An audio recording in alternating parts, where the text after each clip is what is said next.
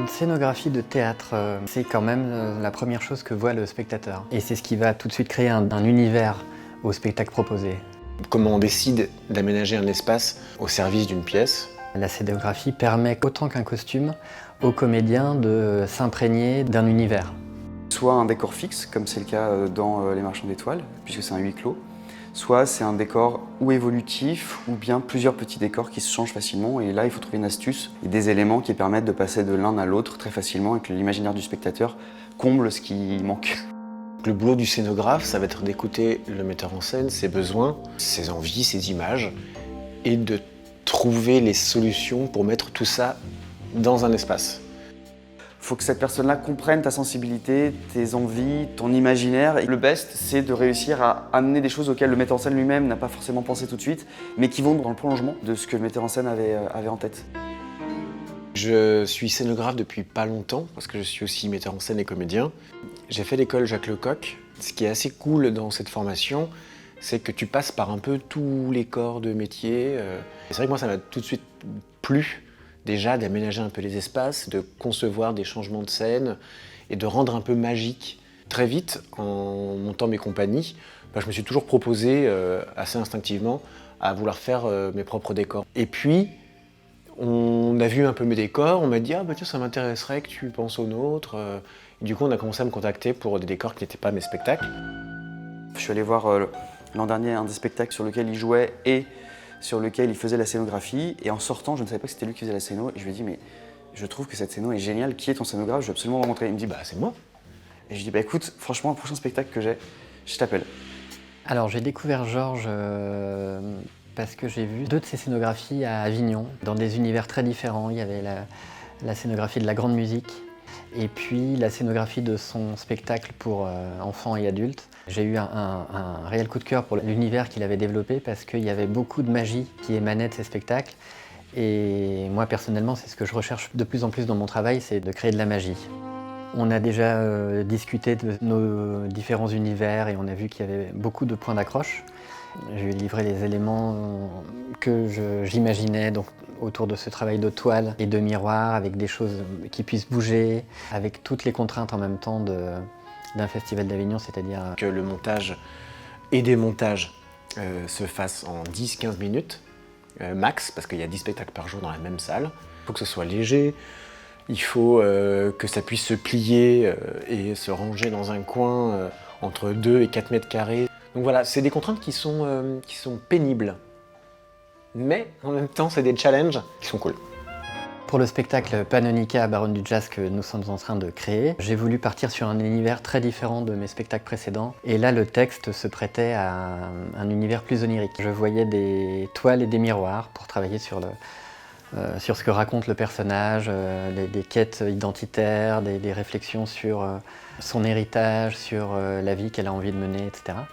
Et donc ce sont les éléments que j'ai fournis à Georges pour qu'il puisse imaginer une scénographie en partant de ces éléments-là.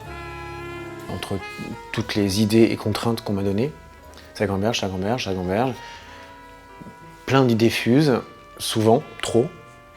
Et après, mon travail va être d'éliminer les idées les unes après les autres. Parfois, je travaille sur maquette et je trouve des solutions en faisant la maquette. Et parfois, en ce moment, je fais plutôt ça, je fais de la création en 3D. Donc j'essaye des choses. Et ce qui est assez cool avec le 3D, c'est qu'on peut essayer plein de choses qui sont assez réalistes, jusqu'à ce que je sois content d'un résultat. Et ensuite, je montre au metteur en scène une première proposition. Et c'est cette proposition-là que je peaufine ensuite s'il y a des changements à faire. C'est formidable parce que moi, c'est la première fois que je travaillais comme ça. Les autres fois, on me soumettait simplement des dessins. Et là, par les éléments qu'il m'a livrés, j'avais les différentes étapes de travail de ce décor qui est en évolution en permanence pendant le spectacle. Et il a réussi, avec une grande économie de moyens, à créer un univers, je crois, assez fort. C'était l'idée d'une sorte de boîte de miroirs, avec beaucoup de miroirs autour de la comédienne. Et puis finalement, cette idée s'est déplacée, puisque autour d'elle, maintenant, il y a tout un faisceau de toiles qui évolue de différentes manières en étant à différents niveaux du sol. Et ces éléments de miroir ont été déplacés finalement en fond de scène. Ce sont des miroirs plutôt brisés, certains sont pivotants. Le créateur lumière va venir faire des projections de lumière Et c'est ces miroirs-là qu'on a mis du temps à trouver les emplacements, parce que c'était pas évident, il fallait vraiment qu'on le fasse sur scène. Ce qui m'a beaucoup plu dans le travail aussi avec Georges, c'est qu'il a développé un décor très très artisanal. Il y a tout un système de drisses, de poulies, etc. qui sont manipulés sur scène par le musicien. En fait, c'est un système de tissu qui s'ouvre, qui a plusieurs, un petit peu comme une méduse qui ouvre ses tentacules. La première réunion qu'on a faite avec Christophe, c'était avec Denis Koranski aussi, le créateur lumière. Donc on avait vraiment envie que ce soit une création ensemble, que la lumière ait aussi une place particulière dans ce décor. J'espère, on aura des moments assez magiques, mais avec une simplicité d'exécution assez bluffante. Et ça a été un système très complexe dans la conception de la scénographie, entre ce que le spectateur va voir sur scène et ce qui se passe dans l'installation de ce décor et sa manipulation. Il y a quand même un fossé. Et donc ça, c'est assez bluffant dans le travail qui a été fait. La pièce, donc Les Marchands d'étoiles, elle se passe pendant la Seconde Guerre mondiale dans un entrepôt de tissus. Dans une temporalité linéaire et sans ellipse, donc pas d'effet, pas de changement de décor, rien.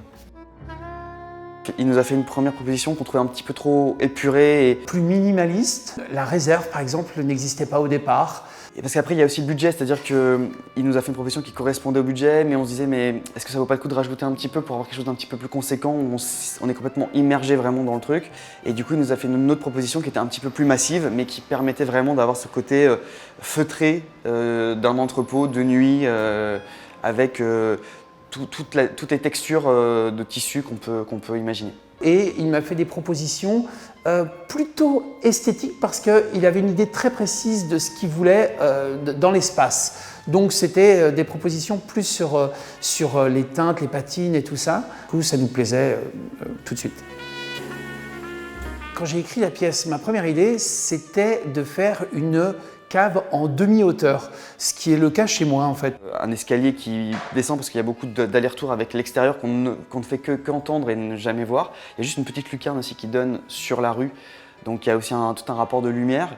Et après surtout, on voulait que ça soit très crédible, réaliste, mais qu'on ait quand même quelques symboliques au sein du décor qui soient un peu dissimulés et que certains spectateurs peuvent voir à certains moments.